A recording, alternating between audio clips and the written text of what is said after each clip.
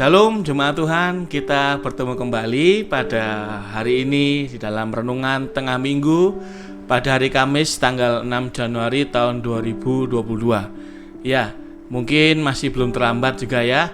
Masih dalam suasana tahun baru, kita patut menyatakan ucapan syukur. Saya mengucapkan selamat tahun baru untuk jemaat Tuhan semua, dan kiranya Tuhan Yesus memberkati jemaat semua di tahun yang baru ini. Dan perlu diingat tentang khotbah pada awal tahun baru, bahwa mari kita tapaki awal tahun baru ini dengan keyakinan bahwa harapan masih ada.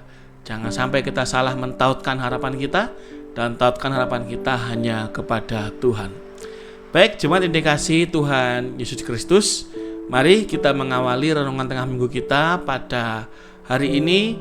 Dan saya mengajak jemaat Tuhan semuanya untuk mengambil waktu bersaat teduh sejenak.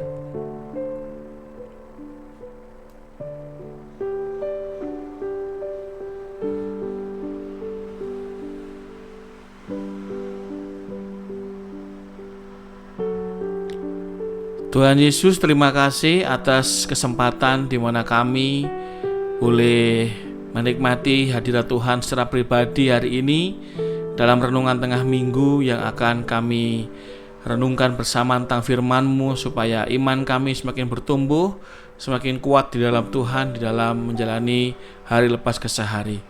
Ya Tuhan, kami akan memulai renungan kami, ibadah kami mandiri pada hari ini. Mohon pimpinan penyertaan-Mu Tuhan, supaya kami bisa menjalani ini semua oleh karena berkat pertolongan Tuhan. Dalam nama Tuhan Yesus Kristus, Sang Firman yang hidup, kami berdoa dan mohon berkat-Mu dalam renungan tengah minggu pada hari ini. Amin. Jemaat yang dikasihi Tuhan Yesus Kristus, marilah kita memulai renungan kita tengah minggu pada hari ini. Kita memuji Tuhan dengan pujian yang terambil dari Kidung Jemaat nomor 18. Kidung Jemaat nomor 18, pujian yang berjudul Allah Hadir Bagi Kita.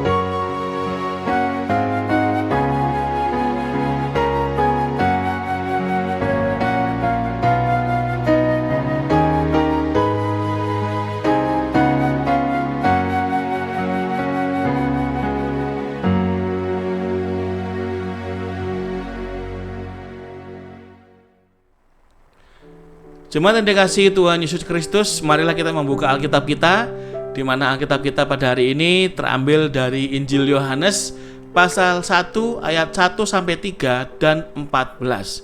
Injil Yohanes pasal 1 ayat 1 sampai 3 dan 14. Biarkan Alkitab terbuka. Mari kita mengawalinya dengan berdoa terlebih dahulu. Mohon pimpinan Roh Kudus sebelum kita membaca dan merenungkan dan mempelajari dalam Alkitab pada hari ini tentang firman Tuhan. Mari kita satu di dalam doa. Tuhan Yesus, terima kasih, kami akan merenungkan firman-Mu, mendalami firman-Mu, dan biarlah senantiasa Roh Tuhan memimpin kami supaya kami bisa memahami firman Tuhan dengan sungguh-sungguh, memahami iman kami dengan sungguh-sungguh, supaya dibangun, dikuatkan, dan pemahaman kami tentang Tuhan Yesus semakin dalam dan semakin kami boleh merasakan betapa besarnya kasih Tuhan atas kami manusia ini. Tuhan, kami siap untuk mendengar dan belajar firman-Mu. Dalam nama Tuhan Yesus Kristus kami berdoa dan memohon berkat firman-Mu. Amin. Baik jemaat Tuhan, kita buka Alkitab kita dari Yohanes pasal 1 ayat 1 sampai 3 dan ayat 14. Yohanes pasal 1 ayat 1 sampai 3 dan 14. Saya akan membaca, jemaat Tuhan bisa menyimak pada bagian Alkitab yang di samping layar ini atau di Alkitab dulu masing-masing. Yohanes pasal 1 ayat 1 sampai 3, demikian bunyi firman Tuhan. Pada mulanya adalah firman. Firman itu bersama-sama dengan Allah, dan firman itu adalah Allah. Ia pada mulanya bersama-sama dengan Allah. Segala sesuatu dijadikan oleh Dia, dan tanpa Dia tidak ada suatu pun yang telah jadi dari segala yang telah dijadikan. Ayat yang ke-14 kita membaca bersama-sama. Ayat 14, firman itu telah menjadi manusia dan diam di antara kita, dan kita telah melihat kemuliaannya, yaitu kemuliaan yang diberikan kepadanya sebagai anak tunggal Bapa, penuh kasih karunia dan kebenaran. Baik jemaat Tuhan, sedemikian jauh bacaan firman Tuhan, yang berbagilah kita semua dalam membaca, merenungkan, dan melakukan firman Tuhan, memeliharanya dalam kehidupan kita sehari lepas ke sehari. Haleluya.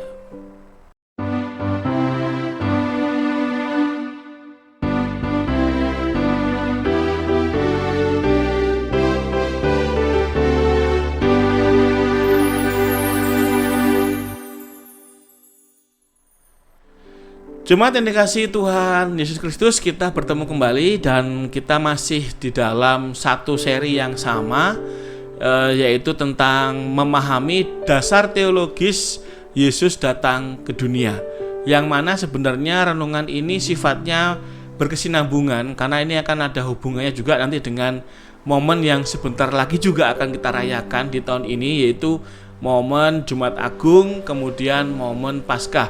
Ya sekalipun masih sekitar beberapa bulan lagi, tetapi momen itu ada hubungan juga dengan apa yang kita bahas pada seri-seri khotbah renungan tengah minggu pada hari-hari ini.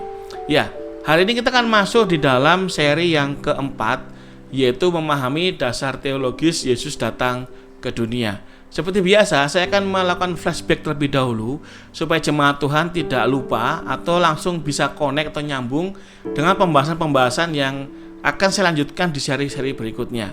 Baik, seri pertama kita sudah membahas tentang semua manusia itu berada di bawah kuasa dosa. Yes, kitab suci menuliskan bahwa semua manusia berada di bawah kuasa dosa. Tidak ada terkecuali, semua manusia sudah di bawah kuasa dosa. Loh kok bisa? Ya silakan jemaat Tuhan kalau masih bingung, lihat lagi seri yang pertama. Kok bisa manusia dikuasai dosa? Ya singkatnya adalah, ya selama manusia itu lahir dari keturunan Adam dan Hawa secara natural, maka dipastikan bahwa manusia itu adalah manusia yang sudah dikuasai dosa. Dari kandungan pun manusia sudah membawa atau mewarisi bibit dosa dalam hidupnya. Oleh sebab itulah, sesi pertama kita sudah belajar bahwa semua manusia itu sudah berdosa, dan kitab suci juga sudah menuliskan bagaimana kondisi manusia yang sudah berdosa tersebut. Jadi semua manusia sudah berdosa, dan kemudian yang kedua, semua orang berdosa itu harus mengalami penghukuman Allah. Ya, semua manusia berdosa itu harus mengalami penghukuman dari Tuhan Allah. Itu harus. Hukuman Tuhan macam-macam. Saya nggak menjelaskan tentang hukuman Tuhan seperti apa, tapi macam-macam. Tapi yang jelas, dari semua hukuman-hukuman yang Tuhan berikan itu, ada satu hukuman yang paling maksimal, yaitu hukuman mati. Ya, hukuman paling maksimal dari dosa adalah mati. Sebab kitab suci menyatakan juga upah dosa adalah maut. Jadi karena upah dosa adalah maut, dan artinya itu adalah dosa itu harus dibayar dengan kematian. Nah, jadi hukuman yang paling tinggi, paling besar dari dosa manusia itu adalah kematian atau maut. Kita juga sudah belajar di seri kedua, ada 3 jenis kematian, yaitu kematian rohani, putusnya hubungan antara manusia dengan Tuhan. Relasinya terputus, itu namanya kematian rohani. Kemudian kematian jasmani, yaitu putusnya nyawa, hubungan nyawa manusia dengan tubuh fisiknya. Dengan kata lain, roh kita dan jiwa kita itu lepas dari tubuh kita, dan itu dibilang mengalami kematian jasmani. Dan yang terakhir, kematian kekal adalah kematian yang sifatnya itu adalah kekal, kebinasaan, di mana tubuh jiwa itu terputus dari Tuhan selama-lamanya, alias binasa. Yaitu adalah kondisi tingkatan dari hukuman mati yang merupakan bagian hukuman yang paling tinggi dari akibat dari dosa itu sendiri. Nah, melihat fakta-fakta yang diucapkan atau yang dituliskan oleh kitab suci tersebut yang kita pelajari dalam seri kedua, maka kesimpulannya adalah kondisi manusia itu sangat berbahaya karena hukuman Tuhan itu. Yes, kan di awal-awal pertemuan saya sudah membahas tentang yang namanya Yesus disebut sebagai juru selamat. Kalau juru selamat berarti kondisi manusia itu harus kondisi yang tidak selamat atau berbahaya.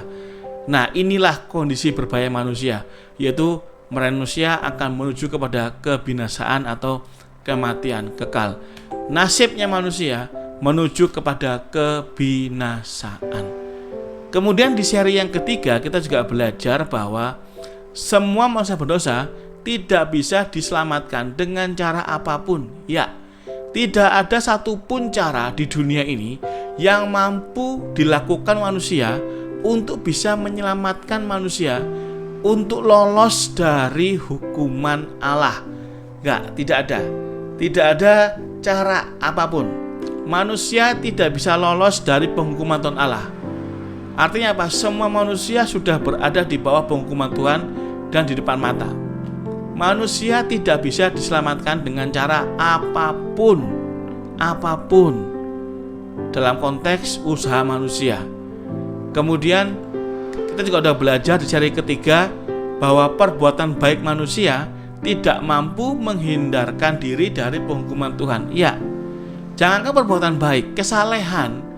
Kita sudah belajar kemarin ya, dalam kitab Yesaya pasal 64 ayat 6 dikatakan bahwa kesalehan pun manusia berdosa itu dipandang sebagai kain kotor di hadapan Tuhan. Ini menjelaskan bahwa perbuatan baik, kesalehan tidak bisa menghindarkan diri manusia dari yang namanya penghukuman Tuhan. Tidak bisa. Bahkan berhenti berdosa pun juga tidak bisa menghindarkan diri dari penghukuman Tuhan. Kenapa? Karena Alkitab melihat dosa sebagai hutang. Sekali lagi, Alkitab melihat dosa yang Bapak Ibu punya itu sebagai hutang. Jadi kalau kita ngelakuin dosa hari ini, kita sedang nambah hutang hari ini. Ngelakuin besok, nambah hutang besok, lusa. Oleh karena itulah semakin banyak dosa yang kita lakukan, semakin banyak utang yang harus kita bayar. Sehingga berhenti berdosa tidak bisa menyelesaikan. Karena kalau punya hutang ya bukan dengan cara berhenti berhutang, ya hutang harus dibayar. Nah, oleh karena itu jemaat Tuhan, manusia dalam kondisi bahaya, dalam kebinasaan. Ini kondisi yang sangat serius, ini kondisi yang bahaya. Nah, inilah yang seharusnya menjadi pemikiran setiap insan manusia di dunia ini tentang nasib hidupnya setelah mati nantinya. Kenapa? Karena setelah mati nanti manusia akan langsung dihakimi oleh Tuhan. Apakah menuju ke surga atau ke neraka? Karena kalau kita melihat kondisi seperti ini, jelas manusia semuanya pasti akan menuju ke neraka. Tidak akan ada manusia satupun yang bisa menuju ke surga dengan cara manusia sendiri. Sekali lagi, tidak ada manusia di dunia ini satupun yang bisa ke surga dengan cara manusia sendiri. Sehingga jemaat Tuhan, manusia itu membutuhkan juru selamat agar selamat. Nah, inilah seri keempat yang akan kita bahas, bahwa dibutuhkan seorang juru selamat bagi semua manusia. Ya, jadi jemaat yang dikasihi Tuhan Yesus Kristus, bicara soal tadi kita dari awal seri pertama, seri kedua, seri ketiga, dan kita melihat di ketiga seri itu dan menyimpulkan ternyata Alkitab memberikan informasi kepada kita betapa bahayanya kondisi manusia saat ini, atau betapa bahayanya kondisi umat manusia yang mana mereka sejatinya sedang menuju kepada kebinasaan. Oleh karena itulah, manusia kalau ingin selamat dibutuhkan juru selamat. Kondisi bahaya itulah yang menjadikan manusia butuh juru selamat. Ya, sekali lagi, dosa dipandang sebagai hutang dalam kitab suci. Jadi, hutang jika ingin dibereskan harus dengan cara dibayar. Ya, saya pikir ini hal yang lumrah ya jemaat Tuhan ya. Jemaat Tuhan, kalau ada orang yang berutang ke jemaat, ya kan, utang berapapun itu, apakah bisa lunas hutangnya dengan cara berhenti berutang? Kan nggak bisa. Kalau utang ya harus dibayar supaya bisa lunas. Nah, ini sama. Dosa itu dipandang sebagai hutang. Nah, masalahnya manusia itu tidak mampu untuk membayar hutangnya, hutang dosa. Sehingga manusia itu butuh juru selamat dan butuh untuk dibereskan hutang-hutangnya. Upah dosa adalah maut. Artinya apa? Membayar hutang dosa dengan kematian. Ya, memang ini yang menjadi fakta, dan ini merupakan hukum yang sudah ditetapkan oleh Tuhan Allah sendiri. Dalam Ibrani 9 ayat 22b mengatakan, dan tanpa penumpahan darah itu berarti kan kematian. Ya, sekarang di mana ceritanya ada penumpahan darah tanpa kematian? Ya, memang ada, katakanlah donor darah. Tapi kan penumpahan darah di zaman saat itu adalah binatang korban loh. Binatang korban disembelih, darahnya diambil tuh untuk dipercik-percikkan. Oleh karena itu jemaat Tuhan, berbicara masalah penumpahan darah ini bukan ngomongin soal donor darah, tapi darah yang memang diambil dari makhluk yang hidup kemudian dibunuh, darahnya diambil, dan darah itulah yang menjadi untuk membayar hutang. Karena kan upah dosa maut. Jadi dosa itu hanya bisa dibereskan dengan cara kematian. Nah, masalahnya manusia bisa nggak Pak mati untuk dirinya sendiri gitu ya. Dan masalahnya adalah manusia itu bagaimana mungkin bisa mati untuk diri sendiri, karena dia itu punya utang. Artinya yang boleh membayar hutang adalah yang tidak punya utang. Lah, bagaimana mungkin dia sendiri itu punya utang, menyelesaikan utang dia sendiri? Nggak bisa. Harus yang tidak punya utang yang boleh membayar hutang. Karena kalau seandainya punya utang lagi untuk bayar utang, ya itu namanya kan gali lubang tutup lubang. Ya itu nggak akan bisa terjadi, atau konsep itu tidak akan masuk di dalam konsep keimanan Kristen. Penumpahan darah yang suci, yang tak bercela, artinya darah yang tidak pernah ada hutang dosa, darah yang kudus.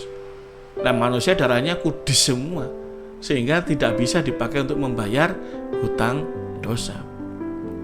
Nah, jemaat Tuhan, kalau kita membaca Roma 8 ya, ayat 12 dikatakan, jadi saudara, kita adalah orang berhutang, tetapi bukan kepada daging supaya hidup menurut daging. Ya, dikatakan kita adalah orang berhutang, tapi bukan kepada daging. Nah, ini Paulus sedang menekankan bahwa memang hutangmu udah dibayar, tapi ingat, kamu tuh bukan berarti terus kalau utangmu dilunasi terus kamu nggak punya utang. Loh, punya. Kamu punya utang kepada siapa? Kepada yang membayar utang, kan gitu. Kan kita punya utang nih 1 M katakanlah, kita punya utang 1 M. Ya. Kita punya utang 1 M, terus kemudian ada orang yang menolong kita membayari utang kita 1 M. Nah, otomatis kan berarti kita tidak lagi berurusan dengan orang yang punya utang ke kita sebelumnya, tapi kita berbelok ke orang yang tadi sudah membayarin utang kita. Kita punya utang ke orang yang tadi membayarkan utang kita tadi yang ke orang yang pertama. Jadi betul kata Paulus ya, kita memang ngasih orang berutang, tetapi bukan lagi kepada orang pertama atau bukan lagi kepada dosa. Ya kan? Artinya dulu memang berhutang kepada daging, maksudnya hutang kepada dosa. Dulu iya, tapi sekarang udah nggak lagi kalau percaya Yesus. Nah, tapi saya nggak bahas itu. Nanti saya membahasin dulu utang dulu. Artinya apa? Bahwa manusia itu memang atau kitab suci memandang dosa sebagai hutang. Nah, ini yang harus kita pahami bersama ya. Jadi memang kitab suci memandang dosa sama dengan hutang. Ya. Karena kita tidak bisa membayar hutang yang begitu banyak, maka kita butuh seseorang yang bisa membayar hutang kita. Barulah kita bebas. Ya.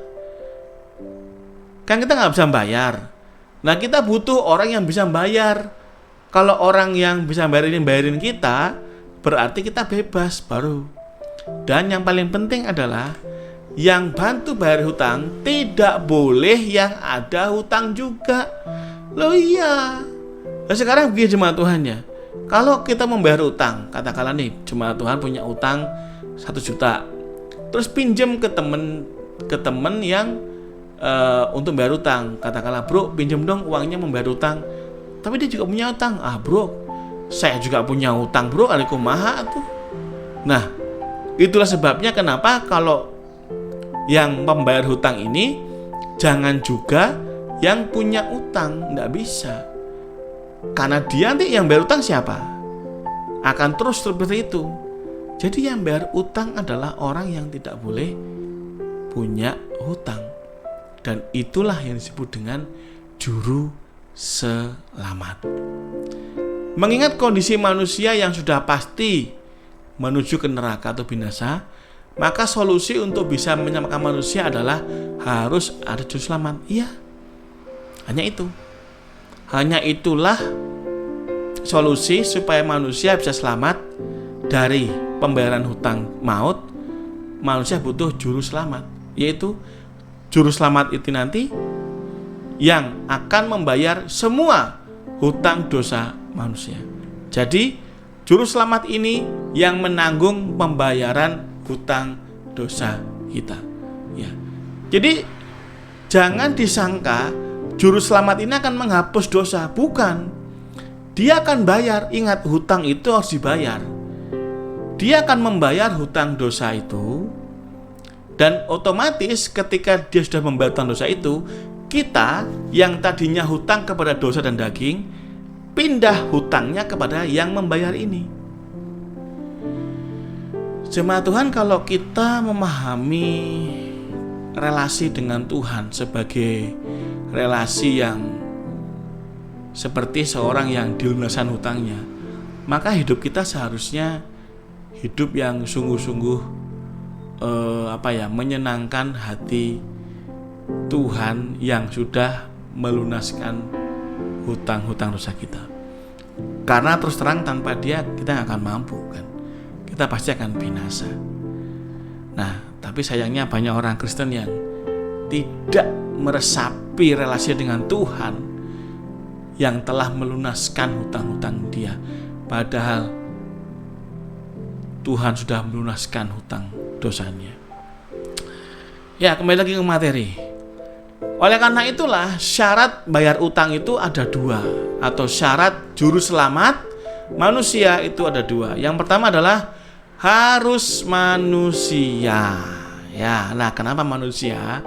Karena manusia itu adalah pusat dari penciptaan. Loh kok bisa? Iyalah, Kalau kita membaca Alkitab, jemaat Tuhan, dalam proses penciptaan, coba dari semua proses penciptaan dari hari pertama sampai hari ke-6 yang binatang di darat itu, tidak ada satupun penciptaan di alam semesta ini yang seistimewa, yang seunik, yang sebagus, yang seagung, yang semulia ketika Tuhan menciptakan manusia. Nggak ada. Malah karena itulah manusia di pusat penciptaan. Dan kalau kita lihat kan, ketika manusia berdosa, coba efeknya apa? Bumi menjadi sulit untuk diusahakan. Binatang-binatang menjadi buas. Semua karena manusia. Jadi manusia pusat dari penciptaan. Itu yang pertama. Manusia pribadi yang berbuat dosa. Iya. Karena dari semua ciptaan Tuhan itu yang berbuat dosa itu adalah manusia. Sehingga juru selamat ini haruslah juga manusia. Kemudian yang berikutnya, manusia ini bisa mati dan mencurahkan darah. Nah ini kembali ke syarat hukum penebusan tadi itu ya, bahwa di Ibrani 9 ayat 22b mengatakan tanpa penumpahan darah tidak ada pengampunan. Nah sementara manusia ini adalah makhluk yang sempurna dari semua ciptaan Tuhan, dan manusia ini adalah manusia yang bisa mati dan mencurahkan darah. Sehingga untuk itulah juru selamat ini harus seorang manusia. Dan yang kedua, selain manusia, dia harus tidak berdosa. Oh iya, korban itu harus tak bercacat, harus yang sempurna. Karena kalau berdosa atau punya hutang dosa, tidak bisa menyelamatkan yang berdosa atau yang berhutang. Kenapa? Karena dia sendiri punya tanggungan yang harus dia bayar. Bagaimana mungkin dia membayar orang lain? Oke. Jadi saya pikir di sini sangat masuk akal sekali konsep penebusan yang Tuhan Yesus berikan untuk kita pahami bersama. Jadi jemaat yang dikasihi Tuhan Yesus Kristus, dua ini merupakan syarat juru selamat. Ya. Dan kalau kita lihat dan kita cek di alam semesta ini, gitu ya. Di bumi itu ada banyak manusia. Tapi sayangnya di bumi ini semua manusia sudah berdosa. Dan ingat seri pertama, semua manusia sudah berdosa, di bawah kuasa dosa, dan sudah punya bibit dosa atau mewariskan bibit-bibit dosa. Jadi tidak ada manusia yang layak di dunia ini yang layak untuk dijadikan korban penebusan atau pembayaran hutang dosa. Tidak ada. Nah, kalau di bumi kita menemukan manusia tapi sayangnya dia masih banyak dosa semua. Nah, ada satu tempat yang dimana pribadi ini tidak berdosa. Di mana itu? Di sorga. Di sorga itu ada Tuhan Allah yang tidak berdosa, jemaat Tuhan. Tetapi sayangnya dia bukan manusia. Ya, kenapa? Karena yang menjadi targetnya adalah manusia, yang dipakai untuk membayar hutang darah adalah manusia. Oleh karena itu jemaat Tuhan, kalau di bumi ada banyak manusia tetapi semua manusia berdosa, dan di sorga ada pribadi Allah yang agung yang tidak ada dosa sedikit pun, yang maha kudus, maha suci, tapi sayangnya dia bukan manusia. Itulah mengapa kita mengenal Allah menjadi manusia.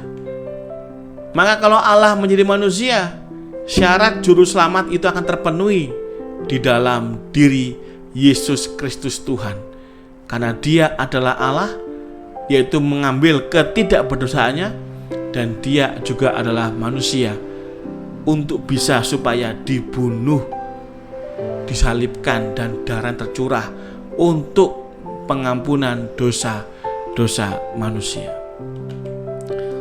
Nah, tadi kita baca di awal Yohanes 1 ayat 3. Itu merupakan ayat yang akan menegaskan tentang bagaimana prosesi atau inkarnasi dari Yesus juru selamat kita itu sendiri. Dalam Yohanes pasal 1 ayat 1-3, ya kan? Nah, kita akan membaca Yohanes pasal 1 ayat 1-3. Nah, tadi ya. Kalau kita baca ya, pada mulanya adalah firman. Pada mulanya Firman itu bersama-sama dengan Allah. Bersama-sama dengan Allah. Berarti firman sendiri, Allah sendiri. Berarti ini artinya firman itu tidak sama dengan Allah. Oke? Karena firman itu bersama-sama soalnya. Kalau bersama-sama berarti ini ada dua entitas yang berbeda. Nah, tapi dan firman itu adalah Allah. Firman dan Allah itu berbeda. Tetapi di saat yang sama firman juga sama dengan Allah. Loh Pak, membingungkan. Enggak bingung. Jadi gini, Allah ini bicara soal hakikatnya dia sebagai Bapa atau Bapa, ya, yang kita kenal dengan istilah Bapa di sorga. Bapa di sorga itu adalah pribadi yang pertama, dan pribadi yang kedua adalah anak. Pribadi anak itu diwakilkan dengan kalimat firman, ya, firman. Jadi ini adalah Bapa, ini adalah anak. Nah, kalau yang Allah yang ini bukan merujuk kepada Bapa, bukan, tapi merujuk kepada hakikat ilahi. Jadi firman atau anak itu bersama-sama dengan Bapa, dan anak itu satu hakikat dengan Bapa, yaitu Allah. Itu maksudnya. Jadi Yohanes 1 ayat 1 ini menjelaskan tentang perbedaan pribadi Bapa dengan pribadi anak. Namun perbedaan itu tetap menjadi atau tetap dalam satu ikatan hakikat yang sama, yaitu hakikat ilahi, yaitu hakikat Allah itu sendiri. Maka dari itu jemaat Tuhan, kalau masih ingat saya pernah khotbah tentang Tritunggal, itu saya mengutip bahasa Latin dari bapak-bapak gereja yang merumuskan Tritunggal, yang mengatakan bahwa begini: una substantia tres personae, una substantia, satu substansi, satu hakikat, tres personae, dengan tiga pribadi.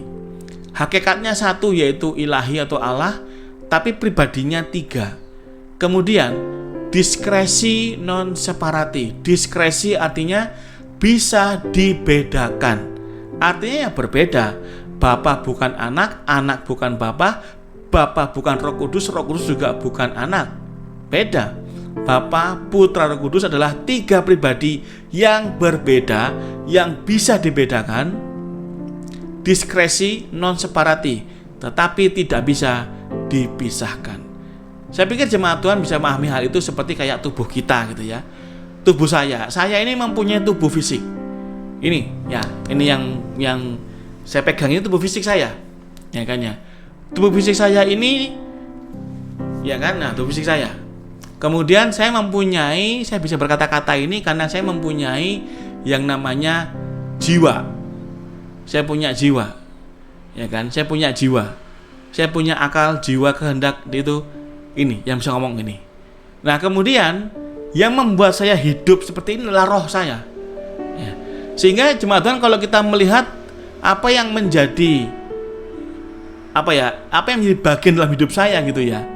Saya ada tubuhnya, saya ada jiwanya dan kehendak sehingga bisa berkata-kata, dan saya juga ada rohnya sehingga saya hidup.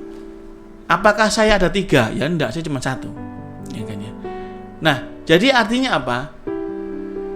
Diskresi tubuh saya, roh saya dan jiwa saya bisa dibedakan. Tubuh saya yang fisik ini, roh saya yang menghidupkan, jiwa ya yang punya perasaan dan punya kehendak untuk berkata-kata dan sebagainya. Itu bedanya. Ya kan, itu bedanya. Tapi non separati itu artinya apa? Tidak bisa dipisahkan. Iyalah, sekarang coba tubuh saya kalau dipisah dari jiwa saya, ya saya mati Bapak Ibu. Ya kan ya. Atau roh saya dicabut dari tubuhan saya, ya saya mati. Nggak bisa, saya harus jadi satu. Ya, diskresi bisa dibedakan, non separati tidak bisa dipisahkan. Jadi jemaat Tuhan, kalau kita baca di sini, makanya firman dan Allah ini yang sini itu berbicara soal Bapa dan anak. Nah, kalau ini Bapa dan anak itu adalah satu hakikat, yaitu Allah. Nah, makanya dikatakan ia pada mulanya, ia itu adalah firman atau anak, pada mulanya bersama-sama dengan Bapa. Segala sesuatu dijadikan oleh Dia. Dia ini siapa? Dia ini adalah Firman. Firman ini adalah Dia. Nah, segala sesuatu dijadikan oleh Dia. Tanpa Dia, nah coba kita ganti Firman ya. Segala sesuatu dijadikan oleh Firman. Dan tanpa Firman tidak ada suatu pun yang telah jadi dari segala yang telah jadikan. Ini ngomongin apa Bapak Ibu? Jemaat Tuhan, ini ngomongin penciptaan. Dan kita perlu ingat ya, ke dalam Kejadian pasal 1, setiap kali menciptakan Allah, berfirmanlah Allah. Berfirmanlah Allah. Lalu mana lagi? Berfirmanlah Allah. Jadi memang betul-betul bahwa ini ngomongin firman. Jadi firman itulah yang menjadi pengawal atau menjadi awal dari penciptaan sendiri. Makanya berbeda. Nah, firman itu menjadi manusia di ayat 14. Firman itu menjadi manusia, telah menjadi manusia dan diam di antara kita. Ya, firman itu menjadi manusia. Nah, ini perlu kita pahami bersama jemaat Tuhan bahwa menjelaskan Allah dan firman itu berbeda namun juga sama. Tadi saya bilang bahwa firman dan Allah itu adalah berbeda, pribadi yang berbeda tapi sama dalam hakikat. Dan ayat 14 firman menjadi manusia. Nah, ini penting, ini yang mau saya jelaskan bahwa dalam bahasa Yunani, sekali lagi dalam bahasa Yunani Alkitab Perjanjian Baru, kata manusia itu bukan dituliskan anthropos. Bukan, tetapi dalam teks Yunani dituliskan apa? Dituliskan daging atau sarx. Nah, jadi firman itu menjadi daging. Artinya apa? Allah yang non material itu menjadi bermaterial. Karena kan Allah itu roh non material. Kemudian menjadi daging yang bermaterial. Di mana daging ini ya otomatis fisik yang bisa dijamah dan bisa berdarah karena mau dijadikan korban kan. Nah, Allah menjadi manusia itu berbeda makna dengan nasi menjadi bubur. Nah, ini ada juga orang yang menanyakan, loh, kalau Allah jadi manusia berarti sama dengan nasi jadi bubur. Maksudnya apa? Gini, kalau nasi menjadi bubur itu sama dengan nasinya hilang, tinggal buburnya. Nasinya hilang, tinggal buburnya. Jadi kalau Allah menjadi manusia, maka Allahnya hilang, tinggal manusianya. Jadi Yesus itu artinya manusia biasa, tidak ada Allahnya. Itu kalau digabungkan dalam makna nasi jadi bubur. Tetapi tidaklah demikian jemaat Tuhan. Maksudnya Allah jadi manusia itu seperti ini loh. Seperti Guntur menjadi pendeta. Nah, saya mau tanya sekarang, kalau Guntur jadi pendeta, kira dimaknai seperti nasi menjadi bubur, kira-kira gimana? Berarti kan Gunturnya hilang, tinggal pendetanya. Loh, ini pendetanya siapa yang namanya ini Guntur? Loh, Gunturnya siapa? Pendeta loh. Lah susah jadinya kan. Oleh karena itulah Allah menjadi manusia itu tidak sama maknanya seperti nasi menjadi bubur, nggak sama. Tetapi lebih tepat seperti Guntur menjadi pendeta. Kenapa? Gunturnya masih ada, hanya ketambahan titel pendeta. Yaitu artinya apa? Allah jadi manusia, Yesus itu tetap Allah, tapi ketambahan unsur manusia. Nah, begitulah jemaat Tuhan. Oleh karena itulah Allah jadi manusia itu artinya Allah ketambahan unsur manusia. Jemaat yang dikasihi Tuhan Yesus Kristus, manusia dalam kondisi bahaya, yaitu menuju kebinasaan dan tidak terhindarkan dari penghukuman Tuhan Allah yang tersedia di depan. Ya, manusia sudah di depan mata. Makanya kalau Bapak Ibu ingat Yohanes 3 ayat 17-18 yang mengatakan bahwa orang yang percaya akan diselamatkan, tapi yang tidak percaya telah berada di depan penghukuman. Oleh karena itu jemaat Tuhan, manusia itu kondisinya bahaya karena penghukuman Tuhan sudah di depan mata. Tetapi karena kasih-Nya yang besar, Allah menjadi manusia untuk membayar semua hutang dosa manusia, agar manusia terselamatkan. Jadi jemaat Tuhan, manusia itu butuh seorang juru selamat, karena manusia sedang dalam kondisi bahaya, sehingga manusia butuh juru selamat. Manusia tidak bisa hidup, manusia nggak akan selamatkan jikalau manusia tidak diselamatkan oleh juru selamat. Kalau manusia tidak butuh juru selamat, maka manusia sudah pasti binasa. Sehingga untuk menyelamatkan manusia dari kebinasaan, manusia membutuhkan juru selamat. Jemaat Tuhan, Bapak, Ibu, Saudara, dan saya, kita semua manusia ini, kita butuh juru selamat. Kita butuh Tuhan. Karena kalau kita tidak butuh juru selamat, maka kita sudah waktunya atau sudah ditetapkan untuk binasa dan dihukum oleh Tuhan. Kiranya seri yang keempat ini semakin membuka wawasan kita dan semakin bisa meresapi dan mengerti betapa besarnya kasih Tuhan Yesus kepada kita umatnya, sehingga Dia tidak ingin kita binasa, Dia nggak ingin kita musnah, Dia ingin kita selamat, sehingga Dia menjadi manusia. Karena kita butuh Tuhan, kita butuh juru selamat, kita butuh seseorang yang menolong kita supaya kita tidak binasa. Amin.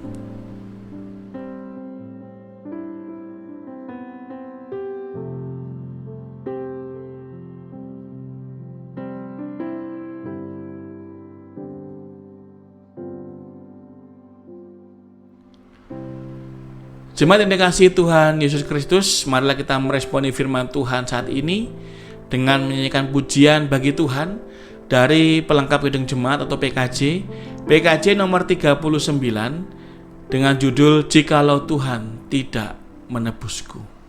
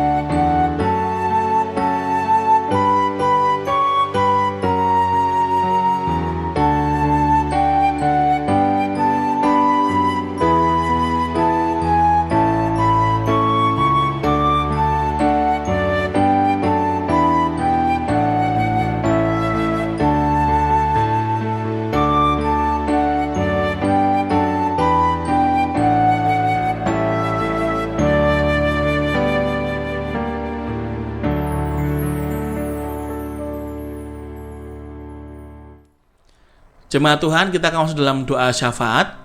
Saya akan memimpin dalam doa dan jemaat silakan mendukung dalam hati, dan nanti kita akan akhiri bersama-sama dalam doa Bapa kami.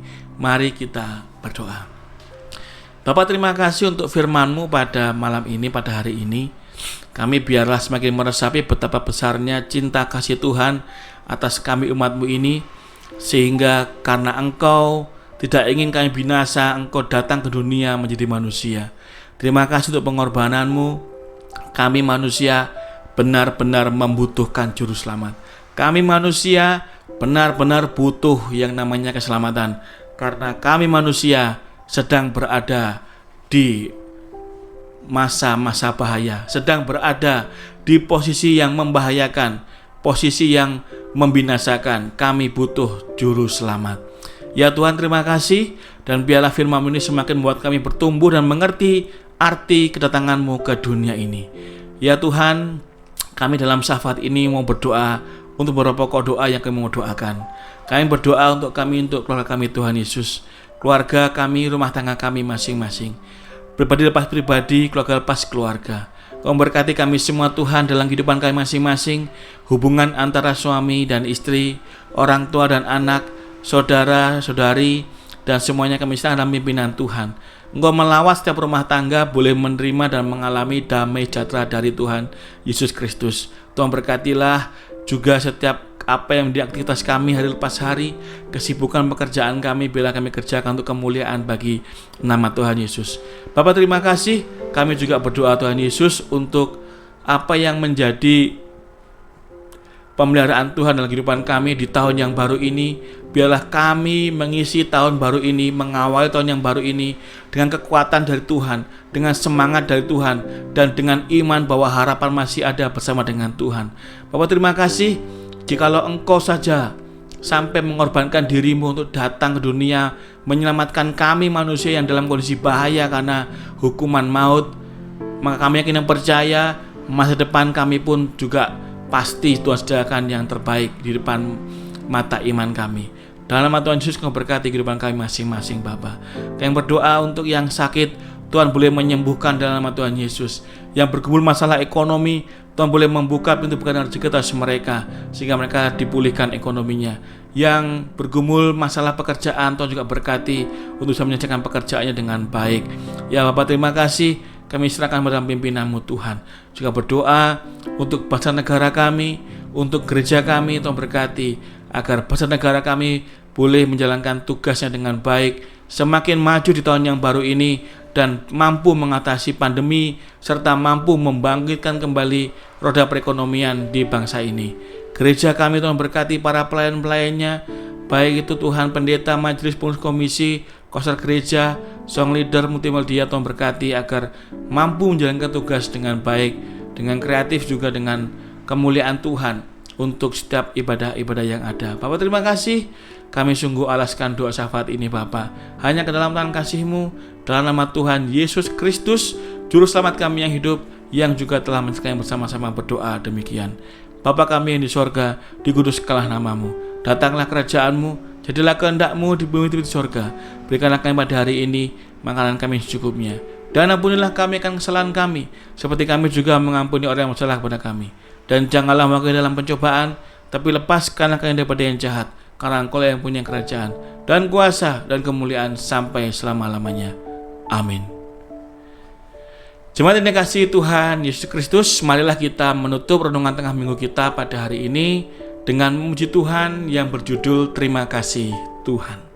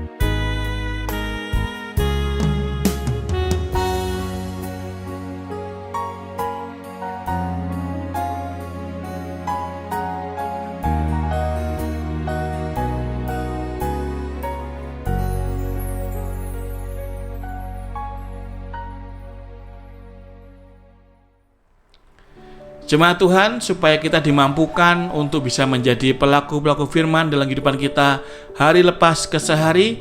Oleh karena itu jemaat, arahkanlah hatimu kepada Tuhan dan terimalah berkat dari Tuhan. Tuhan memberkati engkau dan melindungi engkau. Tuhan menyinari engkau dengan wajah-Nya dan memberi engkau kasih karunia. Tuhan menghadapkan wajah-Nya kepadamu dan memberi engkau damai sejahtera. Amin.